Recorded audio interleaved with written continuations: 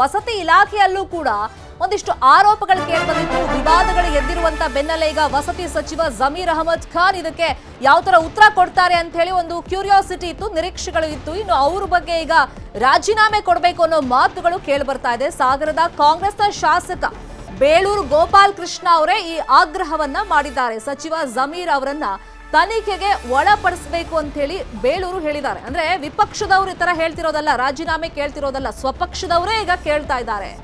ತನಿಖೆ ನಡೆಯೋ ತನಕ ಜಮೀರ್ ಅಹಮದ್ ಖಾನ್ ರಾಜೀನಾಮೆ ನೀಡೋದು ಒಳ್ಳೆಯದು, ತನಿಖೆ ಎಲ್ಲ ಮುಗಿದ ಮೇಲೆ ನಂತರ ಬೇಕಾದ್ರೆ ಮತ್ತೆ ಅವರು ಮಂತ್ರಿ ಆಗಲಿ ಅಂತ ಹೇಳಿ ಸ್ವಪಕ್ಷದ ಶಾಸಕ ಬೇಳೂರು ಗೋಪಾಲ್ ಕೃಷ್ಣ ಹೇಳಿಕೆಯನ್ನ ಕೊಟ್ಟಿದ್ದಾರೆ.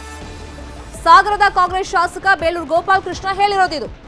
ಒಂದ್ ಕಡೆ ಜಮೀರ್ ಅಹಮದ್ ಖಾನ್ ಮೇಲೂ ಕೂಡ ಒಂದಿಷ್ಟು ಆರೋಪಗಳನ್ನ ವಿಪಕ್ಷದವರು ವಸತಿ ಇಲಾಖೆಯಲ್ಲಿ ಆಗಿರುವಂತ ಒಂದು ಭ್ರಷ್ಟಾಚಾರ ಇರ್ಬೋದು, ಈ ವಿವಾದದ ವಿಷಯವಾಗಿ ಅವರು ಸ್ಪಷ್ಟನೆ ಕೊಡಬೇಕು ಅಂತ ಕೇಳ್ತಿರುವಂತ ಬೆನ್ನಲ್ಲೇ ಈಗ ಸ್ವಪಕ್ಷದವರೇ ಅವ್ರು ರಾಜೀನಾಮೆ ಕೊಟ್ರೆ ಒಳ್ಳೇದು, ತನಿಖೆ ಆಗ್ಲಿ, ತನಿಖೆ ಮುಗಿದ ಮೇಲೆ ಅದೇನ್ ವರದಿ ಬರುತ್ತೆ ನೋಡೋಣ, ಆಮೇಲೆ ಬೇಕಾದ್ರೆ ಅವ್ರು ಮಂತ್ರಿ ಆಗ್ಲಿ, ಕ್ಲೀನ್ ಚಿಟ್ ಸಿಕ್ಕ್ರೆ ಅಂತ ಹೇಳಿದ್ದಾರೆ.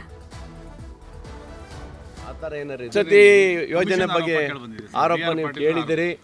ನಾನು ಹೇಳೋದು ಏನಂದರೆ, ಇವತ್ತು ಒಬ್ಬ ಹಿರಿಯ ಸದಸ್ಯರು ಇವತ್ತು ಏನು ಅಪಾದನೆ ಮಾಡಿದ್ದಾರೆ, ನನ್ನ ಲೆಕ್ಕ ಇದೇನಾದ್ರು ತನಿಖೆ ಮಾಡಿ ಅದು ತಪ್ಪಿಸೋ ಥರ ಮಂತ್ರಿ ರಾಜೀನಾಮೆ ಕೊಡೋದು ಒಳ್ಳೆಯದಾಗುತ್ತೆ ನನ್ನ ಲೆಕ್ಕ. ಇದರಲ್ಲಿ ಎರಡು ಮಾತಿಲ್ಲ ಇದರಲ್ಲಿ. ಯಾಕಂದರೆ ಇವತ್ತು ಬೇರೆ ಬೇರೆ ಹಗರಣದಲ್ಲೂ ಸಹ ಇವಾಗ ಕೆಲವರೆಲ್ಲ ರಾಜೀನಾಮೆ ಕೊಟ್ಟು ಇವತ್ತು ನೋಡಿದ್ದೀರಿ. ಅದು ತಪ್ಪು ಆಗಿಲ್ಲ ಅಂತ ಹೇಳಿದ್ರೆ ಮತ್ತೆ ಅವ್ರು ತಗೊಳ್ಳೋಕೆ ಅವಕಾಶ ಇರುತ್ತೆ. ಆ ಥರ ಏನಾರು ಇದ್ದರೆ ಅವ್ರು ರಾಜೀನಾಮೆ ಕೊಟ್ಟು ಇವತ್ತು ಹೋಗೋದು, ಯಾರೇ ನಮ್ಗೆ ಗೊತ್ತಾ, ಸಂಬಂಧಪಟ್ಟ ಯಾರಿದ್ದಾರೆ ನಮ್ಗೆ ಗೊತ್ತಿಲ್ಲ, ಆ ಥರ ಏನಿದ್ದಾರೆ ರಾಜೀನಾಮೆ ಕೊಡೋದು ಒಳ್ಳೆಯದು ಅಂತ ನನ್ನೊಂದು. ವಸತಿ ಯೋಜನೆ ಬಗ್ಗೆ ಆರೋಪ ನೀವು ಕೇಳಿದಿರಿ.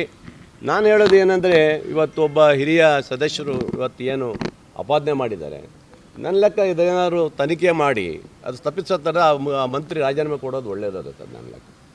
ಇದರಲ್ಲಿ ಎರಡು ಮಾತಿಲ್ಲ ಇದರಲ್ಲಿ.